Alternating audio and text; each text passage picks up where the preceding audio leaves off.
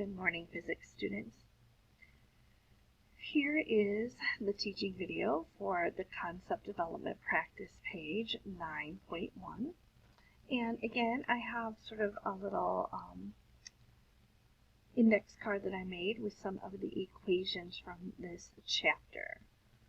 All right, so we see we're talking about work and energy here. So it asks how much work is needed to lift an object that weighs 200 newtons to a height of 4 meters. So we're asking about work here, which is net force times distance. So work equals force times distance. So my work equals my force times my distance. The force is the 200 newtons. And the distance is 4 meters. And 200 times 4 is 800 Newton meters, and a Newton meter is the same as a joule, so 800 joules. And again, remember, that's the kind of work I'd like to see, so make sure you're writing all of that on this paper. Next, it asks how much power is needed to lift the 200 Newton object to a height of 4 meters in 4 seconds. So power is equal to our work done times our time interval. So P equals work divided by time. We already calculated the work here because it's the same 200 Newton, the height of 4 meters.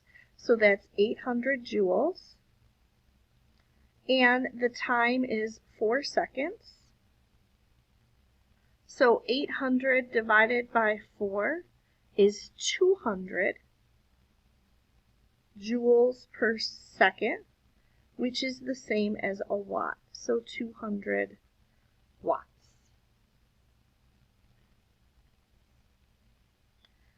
Number 3, what is the power output of an engine that does 60,000 joules of work in 10 seconds?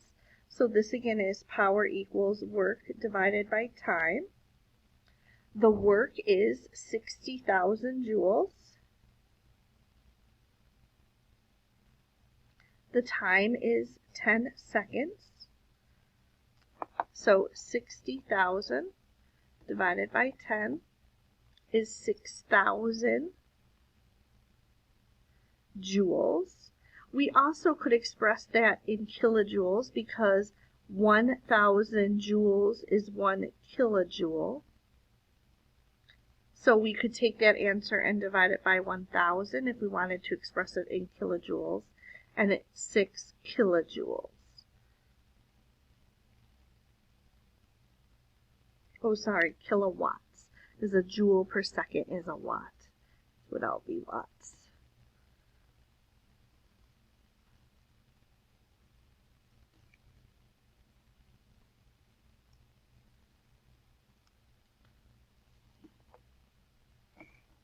So next it's talking about mechanical advantage, and we're talking about this incline. And the mechanical advantage of an incline is the input distance divided by the output distance. So the block of ice weighs 500 newtons. What is the mechanical advantage of the incline? So mechanical advantage equals input distance divided by output distance. So my input distance, the distance I really have to move this, is 6 meters because I'm using the incline plane. But the output distance is I'm really just lifting it 3 meters. So that's 2 to 1. Okay, so the mechanical advantage is 2 to 1. How much force is needed to push it up the incline? Neglect friction. Okay, so that's going to kind of go with this work idea. We know that the amount of work required, okay, to push this incline, the block up the incline, is the same as if we lift it. So the work lifting is equal to the work pushing it up the incline. So to start this problem, we're first going to figure out how much work we do if we were to lift this block of ice. And we know that work is equal to our force times our distance. Our force is the ice is 500 newtons. The distance we're going to end up lifting it is 3 meters. So 500 times 3 is 1,500 joules, because it's a Newton meter. Now, we know that's equal to the work that we would do pushing it. Okay? And we're trying to figure out how much force is actually needed to push it up, because remember, the purpose of using the inclined plane is that we don't have to use 500 newtons of force to lift it. We'll have to use less force, and we're going to do that over a greater distance. So, to figure out our work pushing, okay, we know that the work lift is equal to our work pushing, which is equal to our force times our distance. Now, we're trying to figure out force. We know the distance. So, okay, I can put numbers in here if you want first. So, to do this, we know that it's going to be 1,500 joules equals the force that we don't know, but the distance is going to be 6 meters this time. So to get 6 meters by itself, we divide both sides by 6 meters. And so that's going to tell me my force is 1,500 joules divided by 6 meters, which is 250. And that would be a Newton. So the final answer to this is 250 newtons of force is required. So basically, right, half of the force, which makes sense because the mechanical advantage is 2 to 1. So it should take half the amount of force to push this block up the incline. Number 5 says, all the ramps are 5 meters high. We know that the kinetic energy of the block at the bottom of the ramp will be equal to the loss of potential energy because of the law of conservation of energy. Find the speed of the block at ground level in each case. Hint, do you recall from earlier chapters how long it takes something to fall a vertical distance of 5 meters from a position of rest? Assume g equals 10 meters per second squared. And how much speed a falling object acquires in this time. That gives you the answer to case 1. So, what they're talking about here, right, is this is just dropping. This is free fall. And they purposely chose the 5 meters because, remember, that is the distance something falls in 1 second. So we know that this takes 1 second worth of time to do. And remember, our acceleration due to gravity is 10 meters per second squared. Remember, that means that an object that falls picks up 10 meters per second of speed each second it falls. So because this was purposely chosen to be 5 meters, and we know that the time it takes to do that is 1 second, we know that it's going to have a speed of 10 meters per second right before it hits the ground. Now, because it's still going the same distance in all of these, every single time the speed right before it hits the ground is going to be 10 meters per second. Now, that doesn't necessarily mean it takes the same amount of time, the same amount of time to do this, right? We know here the time because we were doing free fall, okay? Here and here, though, it's not necessarily that it takes the same amount of time to do this, okay? Because this distance here is more than this distance here, this is going to require more time. Okay? This is going to require more time than the free fall, okay, but less than the one right here. And again, that's because we have the least distance to the most distance that that block has to cover. And so again, they have always the same speed. It doesn't have to be the same amount of time. That's going to be important as we look at this second page, number 6. Because it says, which block gets to the bottom of the incline first? Assume no friction. So again, right, we know that either way, this block, they'll both have the same speed at the bottom because, okay, they're falling the same distance.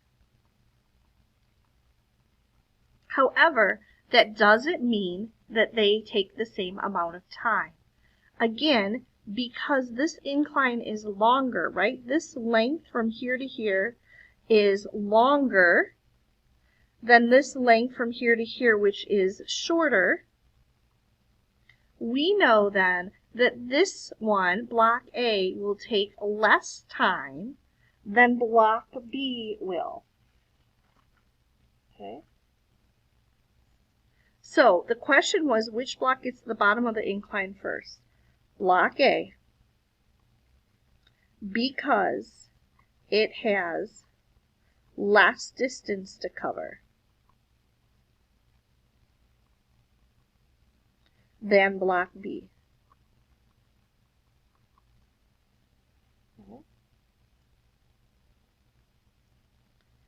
They'll have the same speed at the bottom, but it takes different amounts of time because the distances are different. Number 7. The kinetic energy and potential energy of a block freely falling down a ramp are shown in only one place in the sketch. Fill in the missing values. So this is about that law of conservation of energy, which says that our energy, our total amount of energy, cannot change. So if we know that the total amount of energy possible is 75 joules, that means that everywhere along this incline, the total of potential and kinetic energy has to equal 75 joules. So up here, because there's no kinetic energy, it's all potential energy, it's going to be 75 joules. Here, 50 joules of the energy are potential energy, which means there's only 25 joules of energy available as kinetic energy. And down here, where now 50 joules is kinetic energy, energy of motion, that means only 25 joules of energy are left to be potential energy.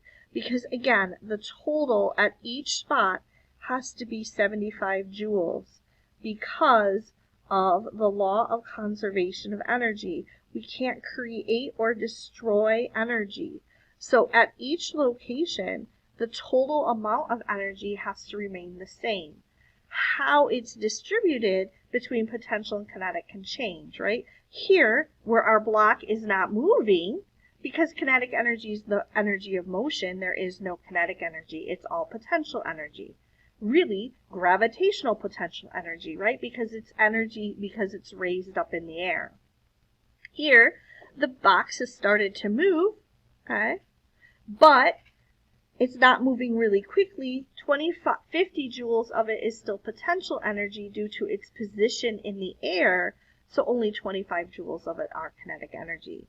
And remember down here, right before the block kind of comes off and stops moving, it's back at level 0, which means it has no potential energy and it's all become kinetic energy.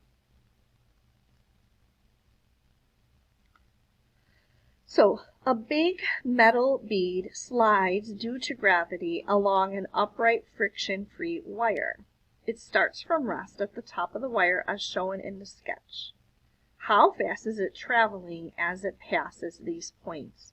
Again, this was purposely chosen to be 5 meters because we know that for something to fall in free fall, that would technically take 1 second. And we know that it would pick up during that time 10 meters per second of speed. So that means down here at points B and D and E, the speed is going to have to be 10 meters per second. Because they're at that distance where they've fallen, and so they would have 10 meters a second, because again, what's doing the accelerating here is gravity, and we know the acceleration due to gravity is 10 meters per second squared, and we know that in free fall you fall 5 meters in 1 second, which means our object has picked up 10 meters per second of speed. Now, the second part of this, at what point does it have the maximum speed, right? Down here, it would have the maximum speed because, again, it's going to have fallen further, which means it's going to have picked up more than 10 meters per second of speed. So, number 9, rows of wind power generators are used in various windy locations to generate electric power. Does the power generated affect the speed of the wind? Would locations behind the windmills be windier if they weren't there? Discuss this in terms of energy conservation with your classmates. Again, the idea behind the law of conservation of energy is that we can't create or destroy energy. So the idea here is if this wind is turning these turbines, it's doing work, which means it is changing the amount of kinetic energy it has. And that means that it would have less kinetic energy when it gets past these wind turbines because some of its kinetic energy has been done to do work to turn the turbines. And the law of conservation of energy says you can't create it or destroy it. So does the power generated affect the speed of the wind? Yes, it does affect the speed of the wind. Would the locations behind the windmills be windier if they weren't there? Yes, because some of the kinetic energy, right, or the motion of the wind is lost to do work to turn the turbines. So the wind has less kinetic energy or motion, okay, after passing the turbines. So, okay, it's not as windy.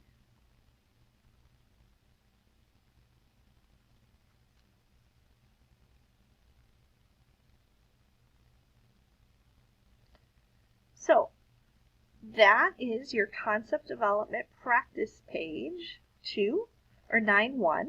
I hope that helps if you had some questions.